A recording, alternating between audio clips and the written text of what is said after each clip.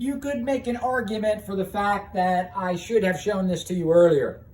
A lot of people don't say the big four, they say the big five or the big six. And when they say that, what they mean, looking for a marker of a different color than blue, here we go. What they mean by this is that we can analyze graphs. That is to say that the speed is defined as the change in displacement with time. So, if we're here and we move to here and it's 10 meters in 2 seconds, then the velocity is going, if it was 0 here, the velocity, no, we should say it's constant. So distance equals rate times time. Distance, 10 meters, equals rate times 2, so 5 meters per second. So what this means is that the slope of a distance curve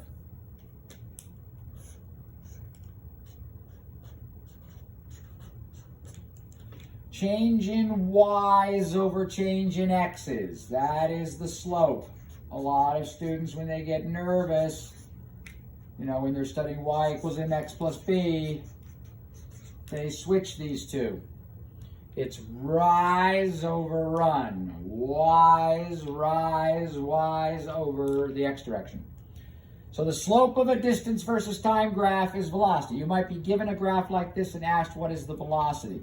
Maybe the distance here is 5 and the displacement up here is 10 and this time is 10 seconds. So the slope of this particular graph now is the difference in the y's, 5, for the distance displacement, over the change in time, which is 10 seconds, and that's 1/2, if it's in meters per second.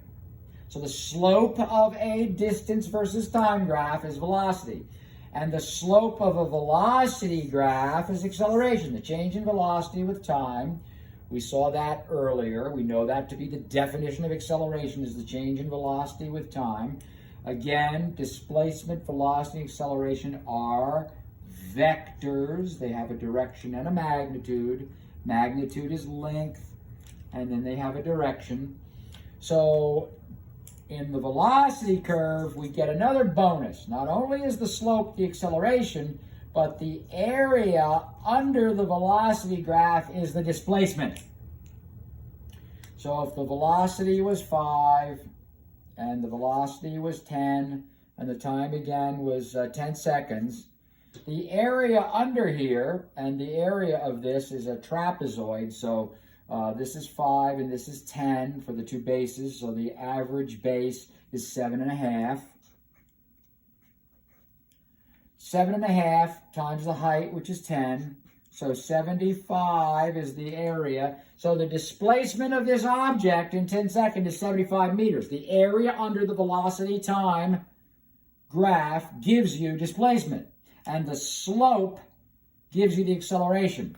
So that's 10 minus 5, which we know is 5 over 10. Again, now this is 1/2 meter per second squared to get the units right. And not part of, now I could call this the big 6, the big 4, and then 5 and 6.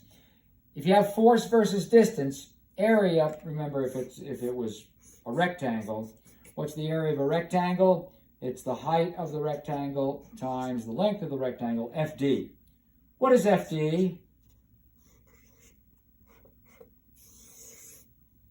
Do you remember? Force in the direction of motion times distance is work. The area under a force distance curve is the work, and you may find that to be very useful because part of the questions that you will face, some of them, will deal with analyzing a graph. So knowing this will definitely help you speed through the graph questions and now complete our big 4 to big 6. I don't consider these so big. They're just sort of results of algebra and linear analysis, because all of our equations, the big 4, are based on one assumption. What is the assumption that we have in kinematics? One assumption. Acceleration is constant. Doesn't change. And that's what lets us derive linear velocity versus time motion. So there you have graphical analysis to help you toward your goal of the 800.